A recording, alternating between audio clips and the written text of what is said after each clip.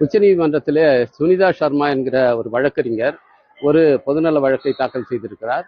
விசாரணை கைதிகளுக்கு வாக்குரிமை வழங்கப்பட வேண்டும், அதற்காக மக்கள் பிரதிநிதித்துவ சட்டத்தின் 62 உட்பிரிவு 5 திருத்தப்பட வேண்டும் என்று அதிலே கோரியிருக்கிறார்.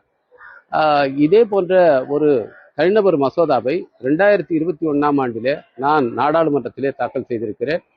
தனிநபர் மசோதாவில் என்ன கேட்டிருக்கிறேன்னு சொன்னால், இந்த 62 உட்பிரிவு 5ஐ திருத்தம் செய்து அண்டர் ட்ரையல் விசாரணை கைதிகளாக இருக்கிறவர்களுக்கும் 2 ஆண்டு தண்டனை பெற்ற கைதிகளுக்கும் வாக்கு அளிப்பதற்கான உரிமை வழங்கப்பட வேண்டும் என்று நான் அதிலே கேட்டிருக்கிறேன்.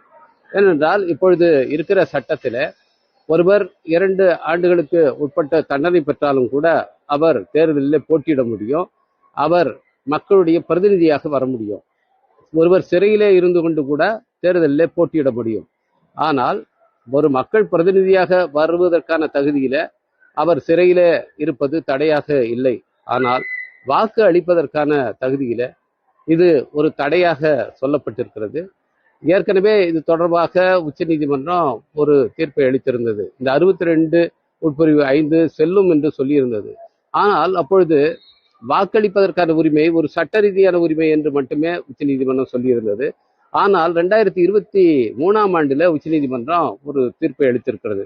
அதுல என்ன சொல்லியிருக்கிறது என்றால், அரசமைப்பு சட்டத்தினுடைய 3ஆம் பகுதி, அதாவது அடிப்படை உரிமைகள் என்ற பகுதியில இந்த வாக்களிக்கும் உரிமை என்பது உள்ளடங்கி இருக்கிறது.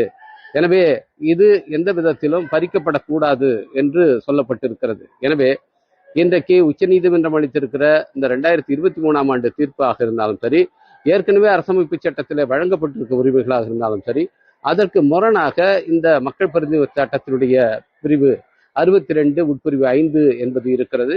எனவே இதை திருத்தம் செய்ய வேண்டும் என்றுதான் நான் தனிநபர் மசோதாவிலே கேட்டிருந்தேன். நான் தனிநபர் மசோதாவிலே என்ன கோரிக்கையை வைத்திருந்தேனோ அதையே இன்றைக்கு சுனிதா சர்மா என்ற வழக்கறிஞர் ஒரு வழக்காக தாக்கல் செய்திருக்கிறார். அவருக்கு என்னுடைய பாராட்டுக்களை தெரிவித்துக் கொள்கின்றேன். நிச்சயமாக இது லட்சக்கணக்கான கைதிகள், இன்னைக்கு விசாரணை கைதிகள், அவர்களுக்கு மறுக்கப்பட்டிருக்கிற வாக்குரிமை இந்த வழக்கு மீட்டு தரும். உச்சநீதிமன்றம் இதிலே ஒரு நல்ல தீர்ப்பை வழங்கும் என்று நான் நம்புகிறேன்.